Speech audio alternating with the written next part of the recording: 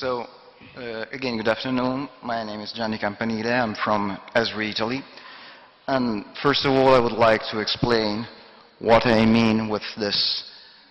We know how to use, we don't know how to use them, we know how to find them, but probably with some examples. Have you ever harvested a metadata catalog and got only few results while you were expecting many of them? Or accessed the link on a metadata record and received blank page, an image, a weird image or something you were not expecting? Or clicked on a feature to get information and no data was found? Tried to mesh up different maps and no mesh up, but really a mess up. So if any of your answer is yes to any of these questions, you know what I'm talking about. But even if you never experienced some of these, probably you can get that interoperability, it's a huge effort to achieve, and it's not always, it's not absolutely easy to get what you expect. And so this work comes from a, well, I would say wide experience we have with customers, starting from scratch or moving from existing systems.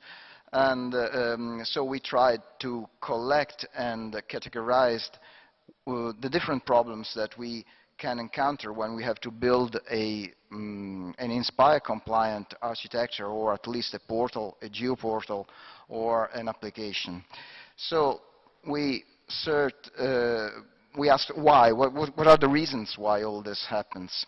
One, well, the most, I would say, trivial one is bad implementations. I mean, perhaps you are querying for an Inspire service, which is not an Inspire service. Then we have other problems. I will go into detail later on, so I will not read all of them, but there are syntactical, semantic, metadata redundancy, and what we call the user's local interoperability.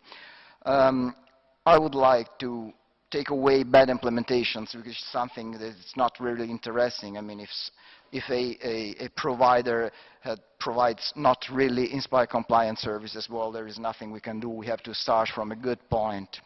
So some of these problems are also discussed in a JRC report on conceptual model for developing interoperability specification in SDI, quite interesting paper. So our goal is to develop a, let's call it a generic Inspire-based web application, whether it is a Geoportal, whether it is a nice, rich internet application based on these new technologies like Flex, Silverlight, and JavaScript.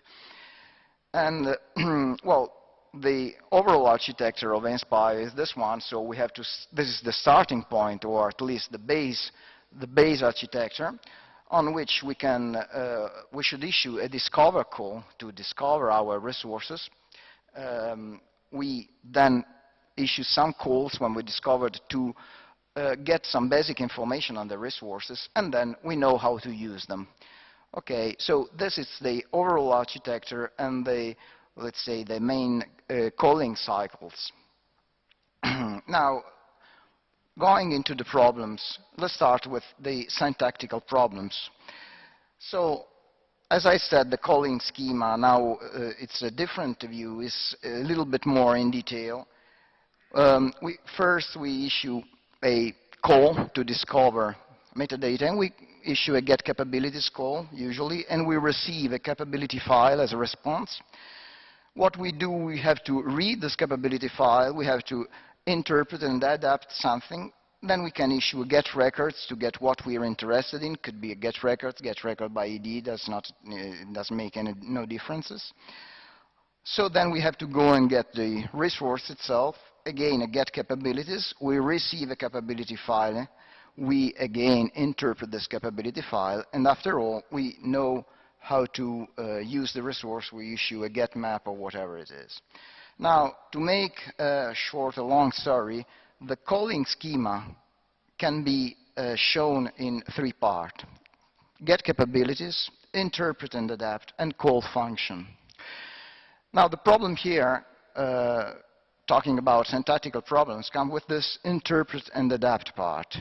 What do we mean with interpret and adapt? We have to interpret the capability file, because in the capability file, as you know, there is what the resource is, what the resource can provide to us.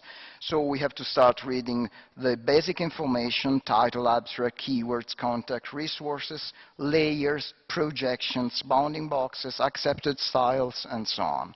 But at this point, what we should do as a reader of this resource, we have to adapt the program to make subsequent calls. Our program perhaps was built to accept only, well, no, 10 projections, but the resource wants to, well, will not accept one of those 10, it will be a new one. So we have to do something. We have to reproject on the fly, we have to change the base map, we have to do certain things. Or our queries must be adapted to the syntax that is accepted by the resources.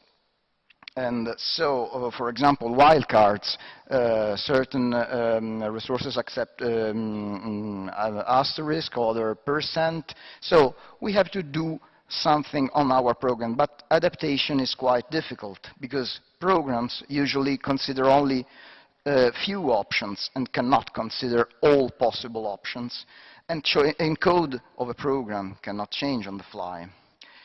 And it's also difficult if users writes queries, because he has to know that resource, the syntax that that resource accepts.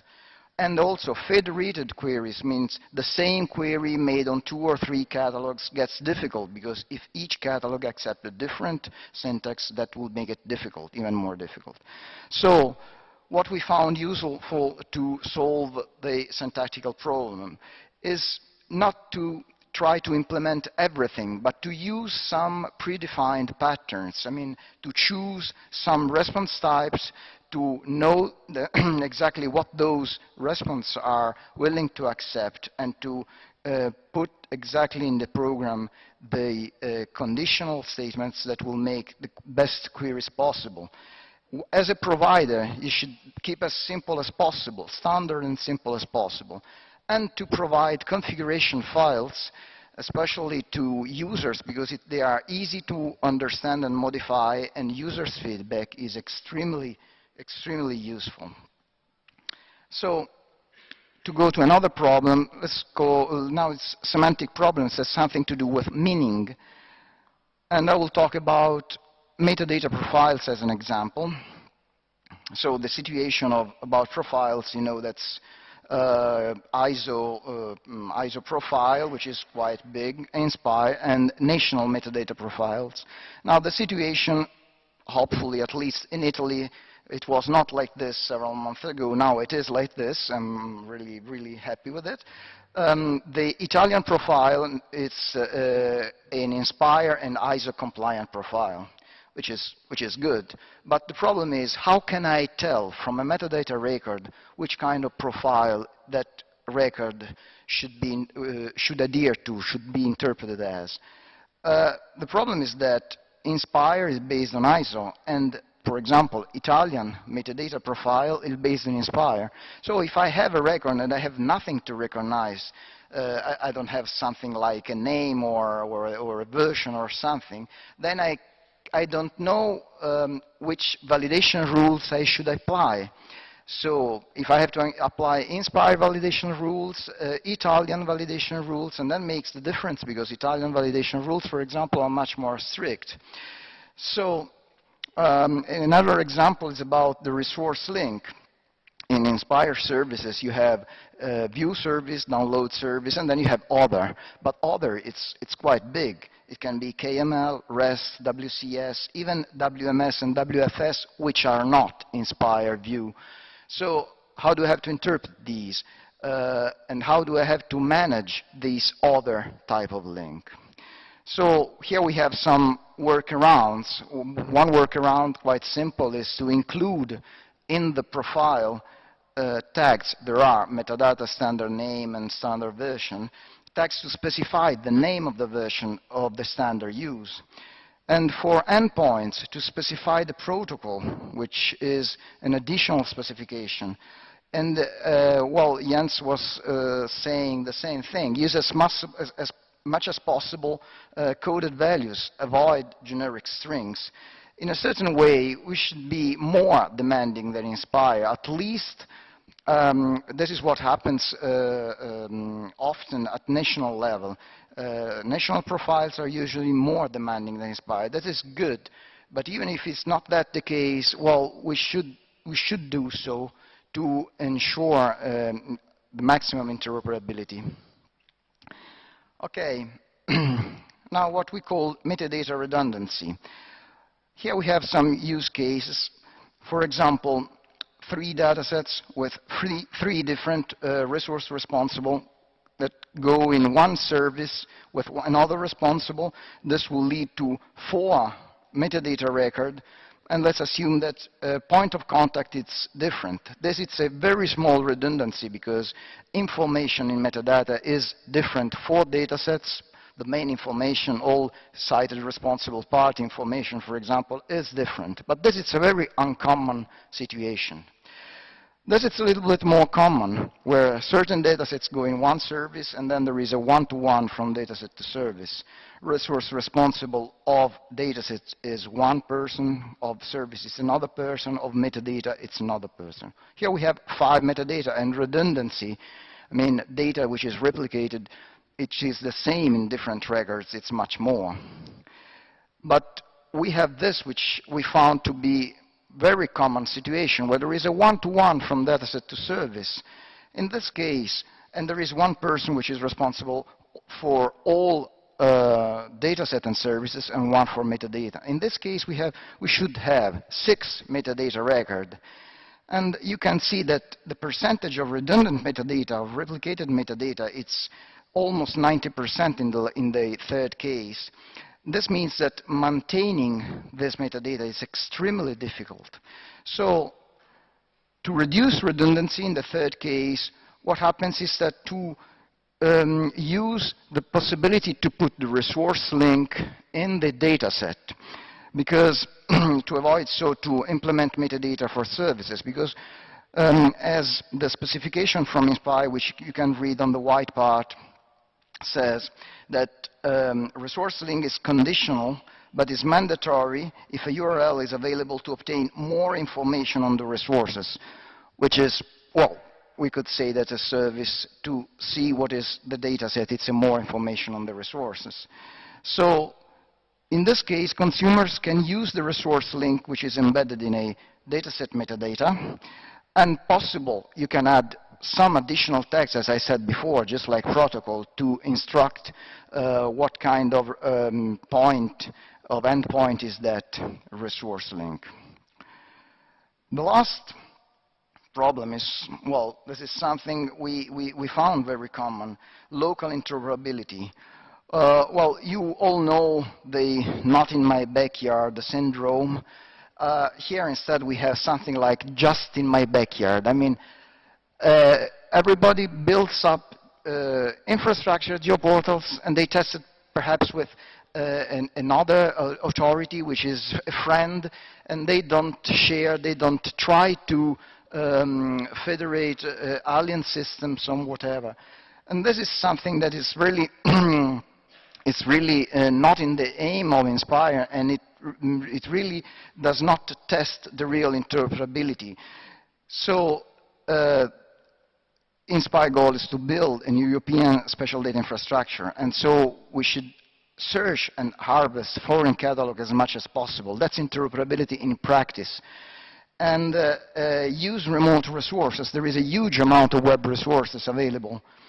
And reuse more than rebuild, and share, for example, SLDs, style layer descriptors. Not only use, in a view service, it's not only useful to use SLD, but the key point is to put SLDs in a central point and to have them used from all users in the same way. All right, so I will draw my conclusions. Well, in fact, I think that from the workarounds and what I presented, you can draw the conclusions on your own, but these are my, let's say, top 3. So one thing is that nobody's perfect. If you remember the movie some will like it hot. So not try to implement everything, but just implement a part, but at the best, because there is no way to gather all possible combinations. Second thing, to describe and detail as much as possible. Be more demanding than normal Inspire metadata profile, because there are, you can, let's say, you can define new things that will be ignored by customers, by other users, that they don't need them or they don't know what to do with it, but everything goes fine. They can be extremely useful by people who know what to do with them. And share, or at least try to share as much as possible, even with systems that are not your own or friend system, especially with strange, alien or weird systems. Okay, that's all. Thank you very much for your attention.